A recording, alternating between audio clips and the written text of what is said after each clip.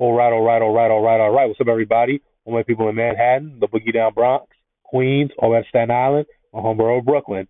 Back here with another video. And today marks the 25th anniversary of the release of the live-action adaptation of Dr. Seuss' How the Grinch Stole Christmas, starring the comedy movie star Jim Carrey as the iconic Dr. Seuss character. This is an all-time Christmas classic, and for many people, this is the version of the Grinch they know.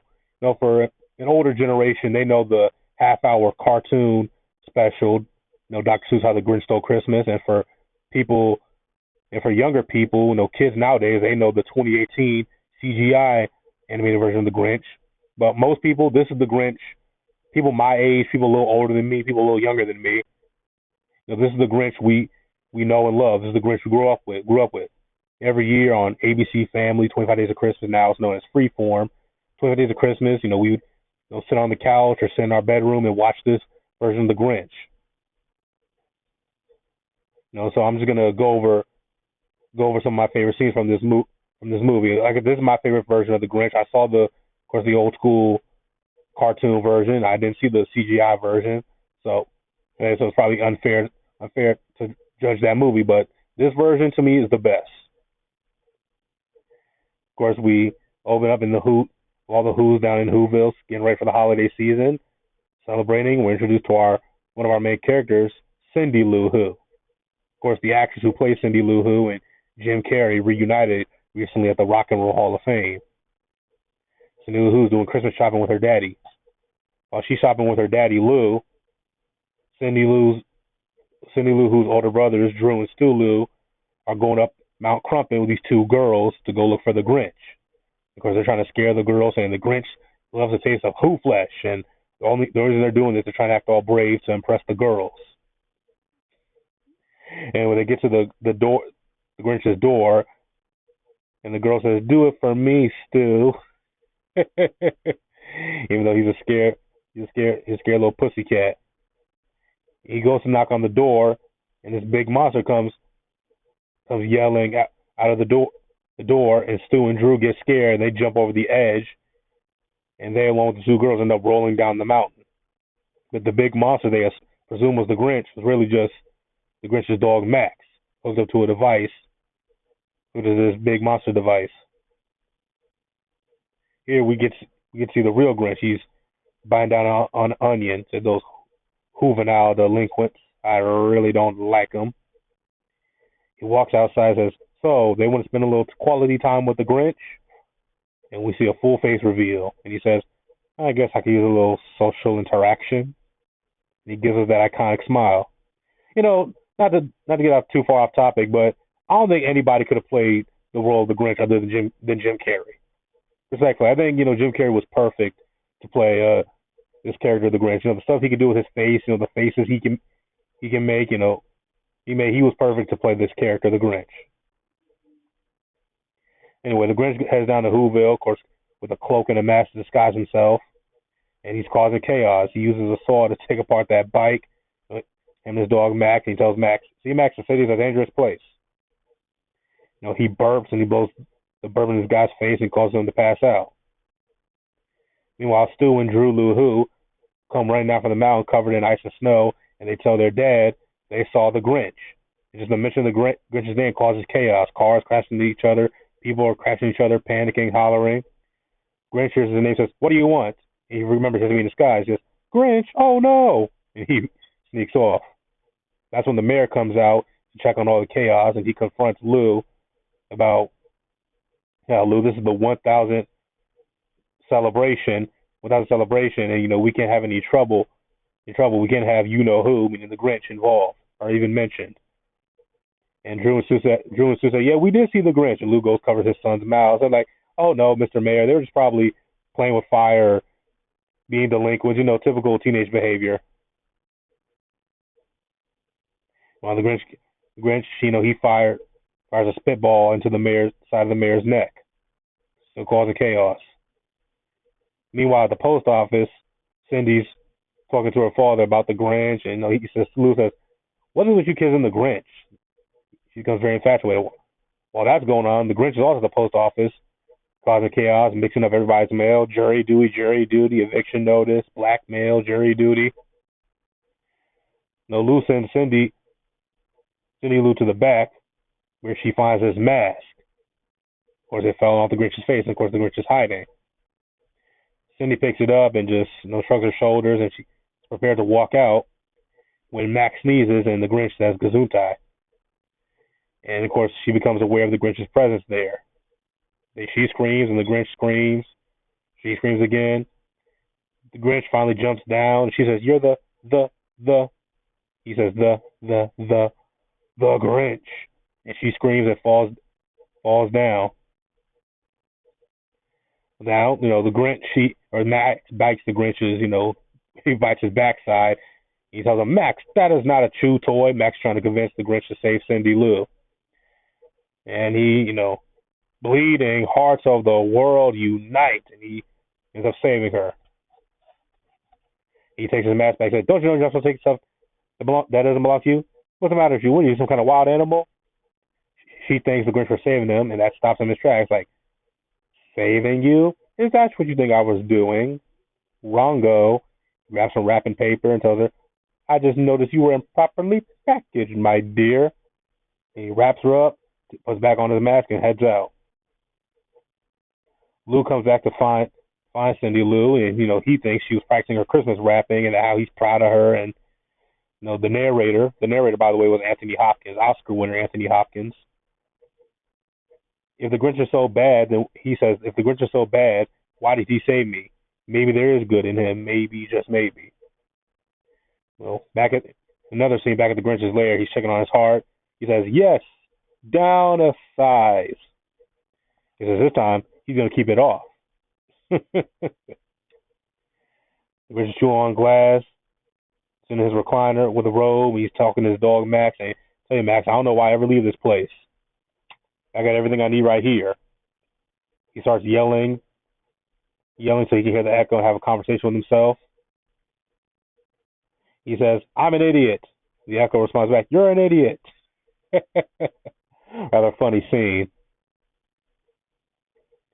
Okay, another Cindy Lou Who, she goes to inquire about the Grinch. She asks these old ladies who run this orphanage of the Orchard of the Grinch, and they tell them they found him as a baby. You see, there's a little baby Grinch, and they're about to trying to feed him a cookie. Grinch takes a bite of the Santa plate and says, "Santa, bye-bye." They fast forward to his schooling days. That brings Cindy Lou to Miss Martha Mayhew. You see her little freaky ass looking a lollipop staring at the Grinch. She also interviews the mayor of the Grinch, and the mayor lies to Cindy, saying, "I tried to take the Grinch in my wing," when really just bullied the Grinch. He tells her, "You don't have a chance with her meaning Martha Mayhew. You're 8 years old and you have a beard." And everybody laughs at him. Martha Mayhew is clearly not bothered by that. She tells the Grinch how much he loves Christmas, the colors, the red and the green. Martha May in the present saying, "Did I have a crush on the Grinch? Of course not." And Cindy Lou Who responds, "I didn't ask you that." But the Grinch, smitten by Martha Mayhew, he gets all in the Christmas spirit, and he decides to make a gift for her, this angel. While looking in the mirror, he remembers what the mayor as a kid had said to him, and he decides to take a razor and give himself a Christmas shave. Of course, it was a disaster. See, if at school, he's covered in a bag. He takes the bags off, but covers the bag over the school book. The teacher tells him to put down the school book. He puts up his foot, so he tells him to put down his foot. And it's revealed, he of course cut himself and he's bandaged up, and everybody starts laughing at him. And Grinch goes through a fit of rage. "Stupid present, stupid tree, I hate Christmas." And he runs up to Mount Crumpet, where he stands now, and you see back to the present, an older Grinch standing, looking down at everybody, hating. Meanwhile, in another scene later on, Cindy Lou Who goes up to the Grinch's lair, and he says, "How dare you enter the Grinch's lair? The impudence, the audacity, the unmitigated gall." Grinch Stephen A. Smith for a second. The Grinch tries to scare and intimidate her, but she just laughs in his face. And Jim Carrey breaks the fourth wall, looks at the camera, and says, "Kids these days, so desensitized by movies and television. He yells at her, "What do you want?" And she tells him, "I invite you to be our holiday cheermeister." Of course, Grinch isn't feeling it. The 1,000 jubilation. He's not feeling it at all. This is all a trick. He guides Cindy Lou to a trap door, and he pulls this rope that sends her down the chute back to Whoville. Later on, Grinch is trying to talk himself into going in. And he's talking himself out, talking himself in, talking himself out. He gets some clothes from a yodeler. He says, "Okay, I made my decision. I'm going to go." Oops, had my fingers crossed. Max had enough. He pulls down the rope and sends the Grinch down the chute.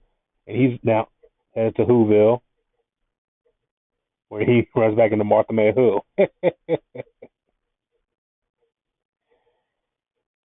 he says the child mentioned a check. No, I didn't. Okay, fine. Let's get this over with. And the holiday cheermeister used to do all the traditions. He's eating some of the food they prepared. He runs in the little sack race, or I guess giant Christmas sock race, whatever it is. And everybody's doing their little gift exchange, and the Grinch, of course, doesn't have a gift.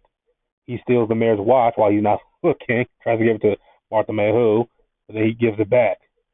And then the mayor gives the Grinch, you know, some clippers to shave, trying to tease him from back when they were kids. And the Grinch snaps. He keys a car that the mayor was going to give Martha May Who in exchange for marriage. And he lashes out at all the Who's. He said, "Christmas season is stupid, stupid, stupid, stupid." Because there is one Christmas tradition he does enjoy. That's mistletoe. So pucker up and kiss it, Whoville. And